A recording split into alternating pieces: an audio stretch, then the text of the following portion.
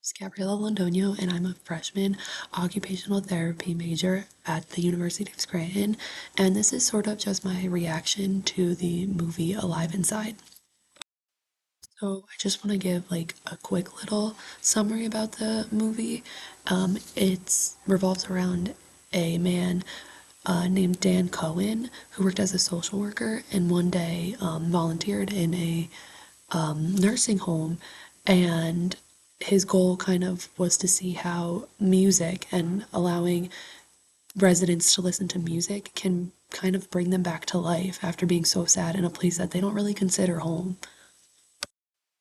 As I've said so many times, it's so moving to see how music really brings people back to life. And watching this movie kind of feels a little personal. My great grandmother, she just passed away about a month ago, and she lived until she was 99. My grandma, her daughter, lived with her until she passed and took care of her when she was too weak to take care of herself. So she would prepare food in the kitchen or just assist her as she walked from place to place. I bring this up because my great grandma was never put in a nursing home. And that was something that we always said. We said that if she got to a point, there would always be someone home to take care of her. And I feel like that's a big point because I'm not judging, but there are so many people who are put into nursing homes, and it was said many times in the video that that those people put into nursing homes never really feel at home. They lose their sense of belonging. Many people lose their sense of belonging, whether they're sent there because of an illness or just because of their age. Like, no matter how severe their illness may be, there's always that idea in the back of their head of, this is not my home. I want to leave. I don't belong in this place. And for some people, the music brought them back home. To sort of reflect on the movie, the first patient we were introduced to was Henry. I was extremely moved by Henry's story, and I think because he was the first person that we were shown, and I also really appreciated that at the end of the movie, we were shown ordinary people watching his YouTube video of him reacting to the music, and it just showed how such a positive video can affect people who aren't even necessarily involved. And it sort of proved to me my point that positivity has such a major effect on people, no matter what the small act of like happiness is.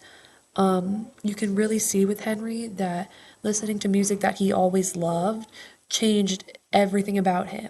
And he obviously wasn't dead, but it literally brought him to life. He would sit like with his head down, like quiet, barely answer people, and as soon as he had the music on his head, the headphones on his head, he was singing. His eyes popped open, like you could see a light in his eyes because he loved what he was doing. And I think that's so inspiring to hear how much of a positive effect music really has. Another patient that I thought was really interesting to listen to his story was Steve. He was suffering from multiple sclerosis. I think it was interesting to listen to his story because he talked about how he spent his whole life listening to music. That music was such a big part of his life. He had so many music collections and he was always worrying about music. And then as soon as he moved to a nursing home, his music was gone. He felt so alone and like lost, and that he didn't really have meaning until he was given music again. And I think that's like a really inspiring story because it shows again how impactful music is to some of these people. Story I found to be like extremely interesting was Denise. She was bipolar and also schizophrenic. And you can really see, especially with her, the positive effect that music played for her. She spent many years in a nursing home. It was two, I think. And during that time, she walked with a walker and she was very dependent on it. And as soon as the headphones were placed on her head, she stood up, pushed the walker away, and started dancing to salsa music. and she was cracking jokes with Dan and trying to get him to dance and talking about how he's not Spanish, he doesn't move Spanish, like, and I think it was really inspiring again to see that someone who suffers from such severe emotion changes could be so happy from just again listening to music. And it also shows that music can lead to such independence, which is again so inspiring. I feel like watching this movie was so inspiring to see that medication isn't the only answer to fix people's problems. Like, music is such a big one, and I didn't realize that until I watched this movie.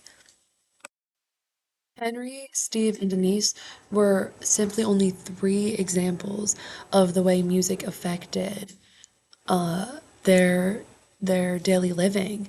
And I think they're also prime examples of how living in a nursing home really affects you mentally. And I'm not saying it's a bad thing, and I'm so appreciative that there are people who work in the nursing homes to take care of people who can't really take care of themselves. But like I said, people are always aware of where their home is, and a nursing home doesn't feel like that for many people. So the ability to listen to music that was provided to them created a sense of belonging and a sense of home, and it was a place, it put their head in a place that they felt comfortable and they felt like they could be themselves and be their true people. That I found really interesting from the movie was the fact that babies, their cries sort of mimic speech of their mothers that they hear and like they feel the vibrations of in the womb. It like didn't really spark any like crazy ideas in my head, but I just thought it was like amazing that some something so small can be so affected by music. The way that babies cry is affected by what they hear and the sounds that they hear in the womb. And I think that's like amazing.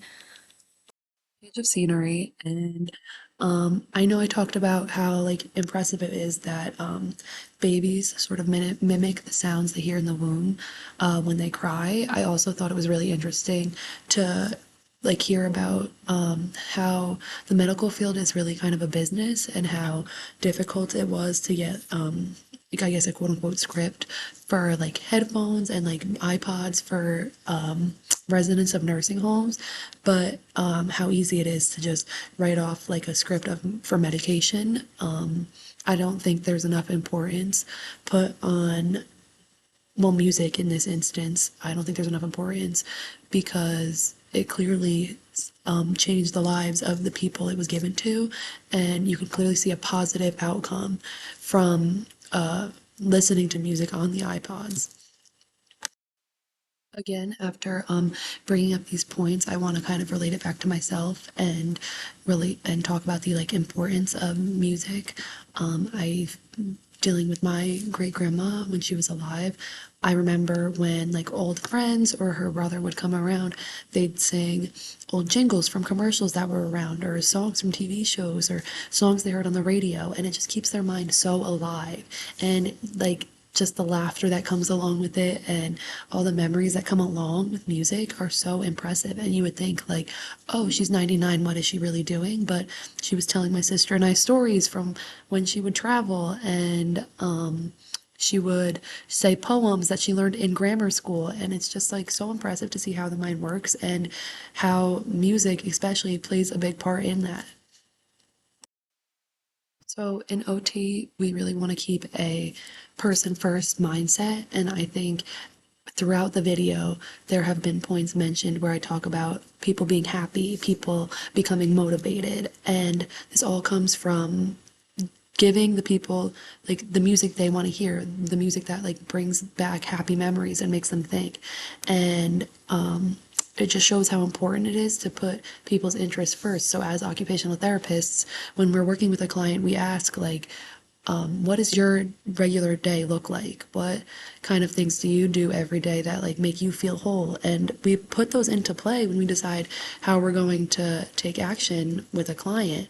I feel as though to provide clients with the most independence, practitioners are meant to find out what a client's life typically looks like, and then during a session, maybe music. If you're working with an older client, you could play music in the background of like their from their childhood and from when they were younger to bring back like memories and motivation, or like working with kids, you can play songs that they might like and it makes them want to move or dance around, and it makes a more positive environment. And so, like, I know I've said it before, and I've said it over and over again, but it's so clear the effect that music has on people. And luckily, I'm at a point where I'm healthy and independent, but genuinely, I find myself listening to music every day, and it's so inspirational to see the effect that music really does have on people. Bye.